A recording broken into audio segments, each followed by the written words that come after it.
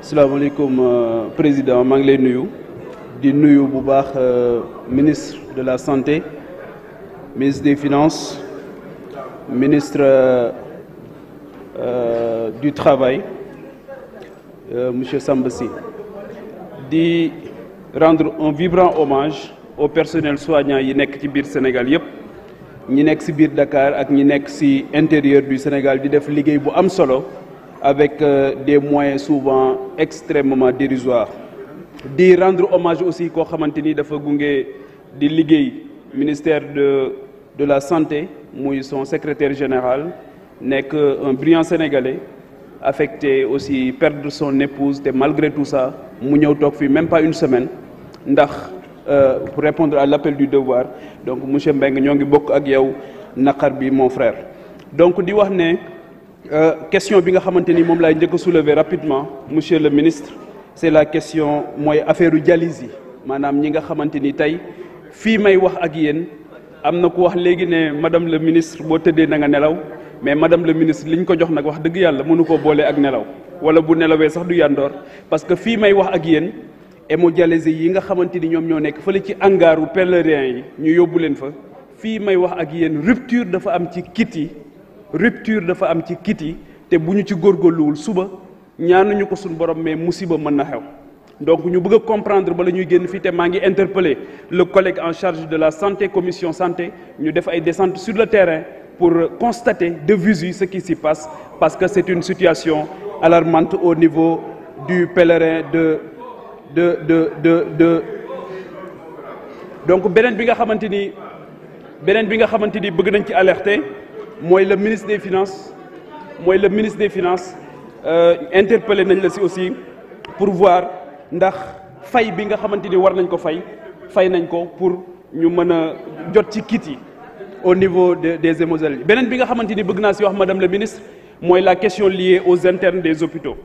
il y a une réforme qui a eu lieu en 1962 ak une réforme qui a eu lieu en 1972 mais en 2019 sous la direction de monsieur Abdoulaye l'ex-ministre de la santé defoon nañ ay réformes yoo xamante ni amoon na solo lan la ñuy xaar pour mettre en pratique réformes yooyu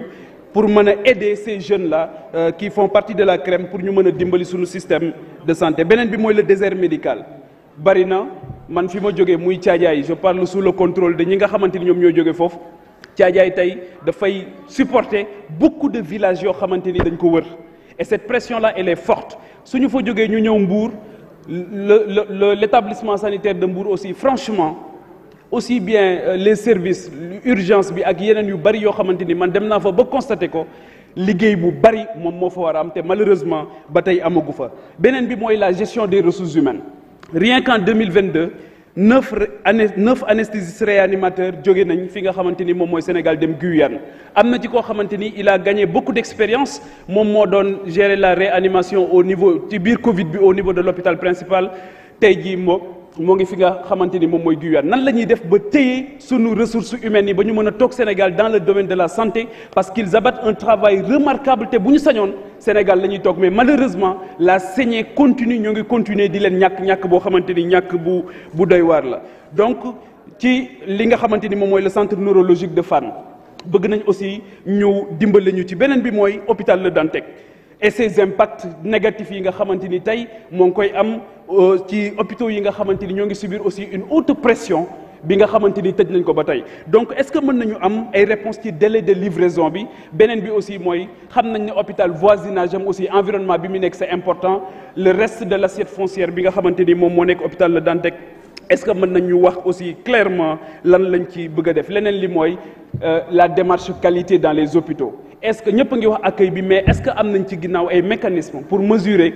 accompagner avec une démarche qualité pour mën a apprécier li nga xamante ni moom mooy xew ci hôpitaux yi madame la ministre je pense que ne tey boo xoolee débat bi ni mu demee kenn ku ci nekk fa nga jógee au-delà des chiffres la réalité elle est là la réalité mooy que dans le domaine de la santé boo amul xaalis tey doo faju ñiy faatu facilement avec des erreurs médicales kenn xamul ni mu toll. Et je pense que ça demande aujourd'hui, au-delà d'un plan Marshall boo xamante ni war nañ ko am dans le secteur de la santé, war nañu am aussi benn yërmande bu mag a mag boo xamante ni foog ñu am ko ci wàllu wér-gu-yaram pour mën a dimbali ñi nga xamante ni hôpital public rek. Merci, chers collègues. La parole à Mamadou Lamine Thiam.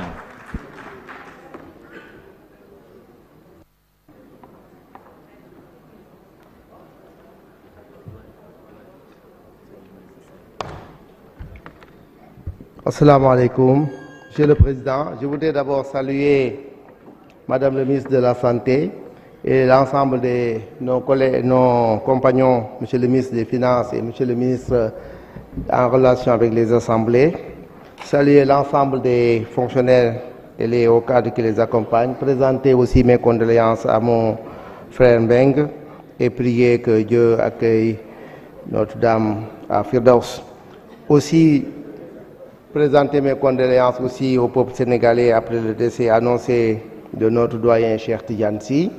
Priez aussi que Dieu l'accueille en son paradis céleste.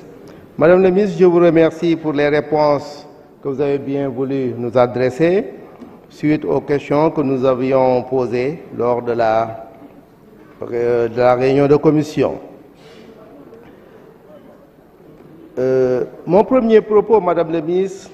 va pour le rétablissement du climat qui règne dans les centres de santé, dans le milieu des santé, le climat qui règne entre le personnel soignant et les patients. Je pense qu'aujourd'hui, tout le monde l'a remarqué, il y a une rupture à ce niveau.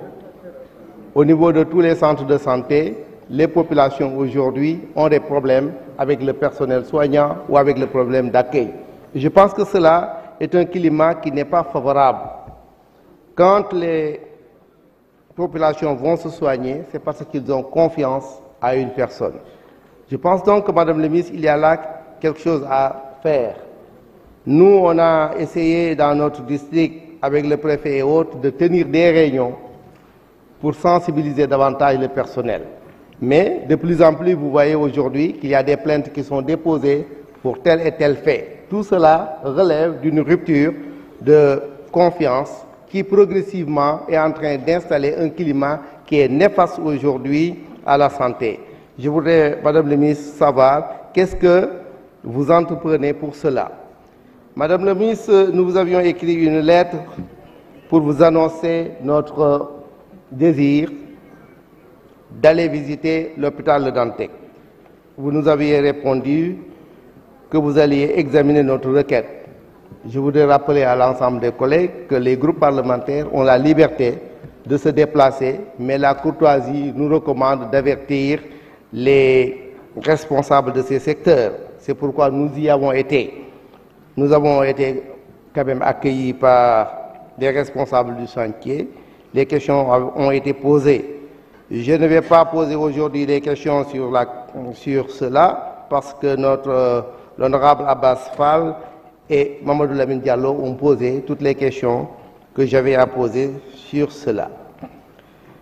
J'allais aussi évoquer avec vous, Madame la ministre, la question de notre district sanitaire de Kébémer par rapport à notre carte sanitaire. Ma collègue, Madame Daba Wanyan, en a parlé. Kébémer est un grand carrefour. Je ne parlerai même pas de la situation de Darou Mousti, ce qui fait donc que nous avons besoin d'un grand hôpital. Heureusement, notre compatriote Gorgui Sidien est en train de nous construire à Kébémer un hôpital. J'avais posé la question, Madame la ministre, j'ai vu votre réponse, que vous suivez ce projet. Nous demandons vraiment que la carte sanitaire le tienne beaucoup en considération et que tout l'accompagnement nécessaire lui soit accordé, parce que je pense que c'est de cela qu'on a besoin. Madame la ministre, moi je trouve un paradoxe. Le paradoxe est qu'au Sénégal, on a les plus grands professeurs. On a la plus grande et la plus vieille école de médecine. Les Marocains, les Tunisiens, tous, ils viennent aujourd'hui ici pour apprendre la médecine. Et nous, on se retrouve toujours à prendre nos patients, à faire des transferts de nos malades vers l'Occident,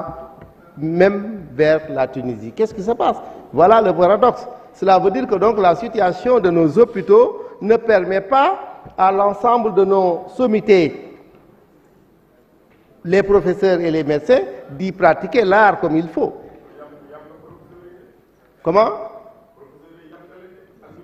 Alors, ces professeurs, s'ils étaient dans un environnement qui leur permettait d'y exercer correctement leur art, je pense que les Sénégalais ne trouveraient pas le besoin à vouloir être évacués. C'est là où il faut, je le pense, mettre l'accent. Rendre nos hôpitaux assez compétitifs pour que nos malades puissent y être soignés. Merci, chers collègues.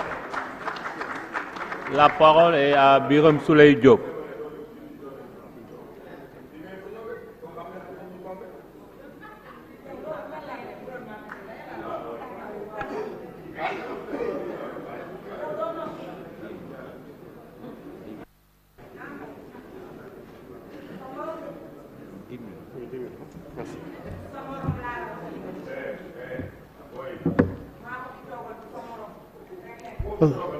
asalaamaaleykum